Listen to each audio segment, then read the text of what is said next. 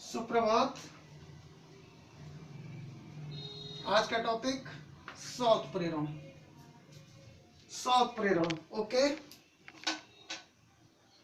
देखो बेटा, हम लोगों का टॉपिक चल रहा है उत्प्रेरण, जिसमें हम लोग कर चुके हैं प्रेरित उत्प्रेरण, धनात्मक उत्प्रेरण, ऋणात्मक उत्प्रेरण।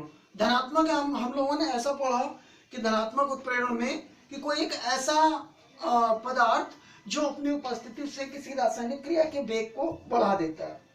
फिर हम लोगों ने पढ़ा ऋणात्मक उत्प्रेरण में हम लोगों ने पढ़ा कि कोई ऐसा पदार्थ जो अपनी उपस्थिति मात्र से किसी रासायनिक अभिक्रिया के वेग को घटा देता है।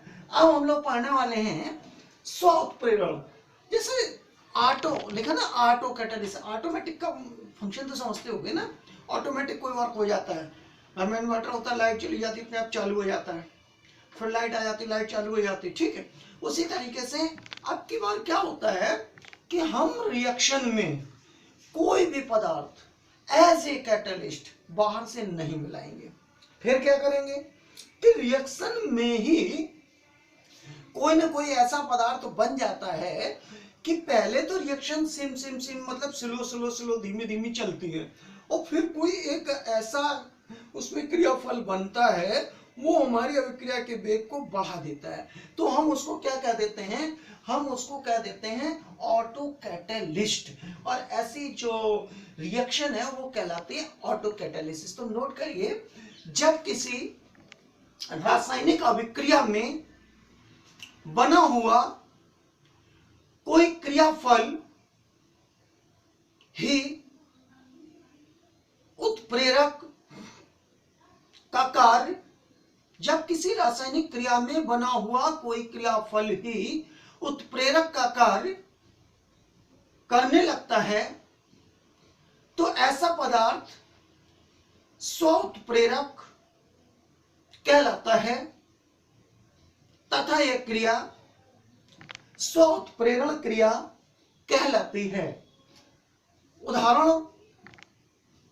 में लैंग्वेज दीजिए, एथिल एसीटेट ब्रैकेट में कर लीजिए एस्टर, एथिल एसीटेट ब्रैकेट में एस्टर के जल अपघटन पर प्रारंभ में अभिक्रिया का वेग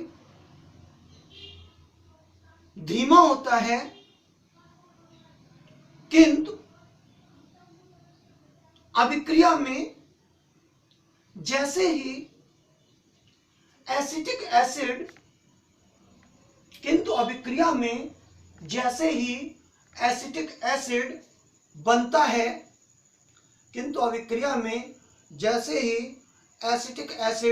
बनता है, कॉमन लगाएं, अभिक्रिया का वेग बढ़ जाता है। अतः इस क्रिया में एसिटिक एसिड एक स्व उत्प्रेरक का कार्य करता है। रिएक्शन देखें,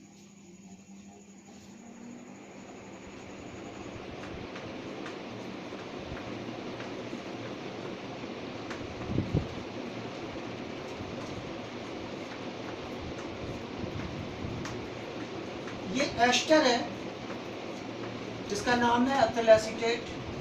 वाटर में जल अपघटन कराया जाएगा, एथेनोइक एसिड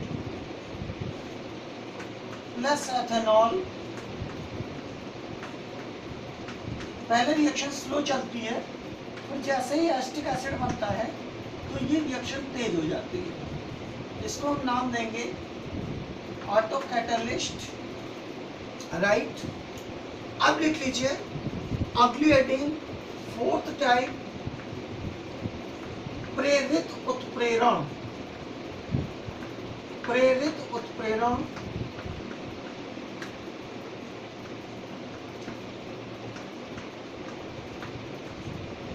प्रेरित उत्प्रेरण को हम लोग बोलते हैं इंड्यूस्ड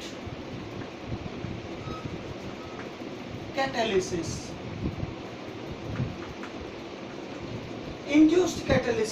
इंड्यूस्ड बायोलॉजी वाले समझते होंगे, प्रेरणा, प्रेरित, किसी चीज से प्रेरित हो जाना। ये एक बड़ा अच्छा टॉपिक है कि प्रेरित यहाँ पे भी हम कोई सबस्टेंस अलग से नहीं मिला रहे, कोई सबस्टेंस, कोई पदार्थ अलग से नहीं हम अपनी रिएक्शन में मिला रहे हैं। और हम क्या कर रहे हैं कि जैसे मान लीजिए किसी घर में दो बच्चे होते हैं, एक बच्चा पढ़ने